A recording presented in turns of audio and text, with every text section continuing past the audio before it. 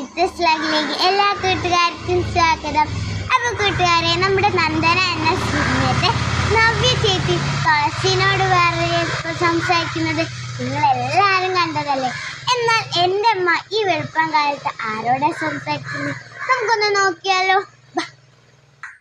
കണ്ട കൂട്ടുകാരെ, വെളുപ്പം കാലത്ത് പണിയുടെ ഇടയിൽ കറിവേപ്പില പറിക്കാൻ പോയത്. പക്ഷെ അവിടെ സംസാരിക്കുക ആകെ ഇങ്ങോട്ട് എലിയൊക്കെ പോയല്ലോ. നിൻ്റെത് മഴ കണ്ടാണ് പോയിട്ടില്ല. സാരല്ല കേട്ടോ, നമുക്ക് എന്തെങ്കിലും ചെയ്യാം കേട്ടോ. അയ്യോ, പുഴു തിന്ന് നാശം. ഇതിന് മാത്രമേ കയറാൻ പറ്റൂ. അയ്യോ, ഇതിനൊക്കെ ഇല പോയല്ലോ. അയ്യോ, സാരല്ല കേട്ടോ.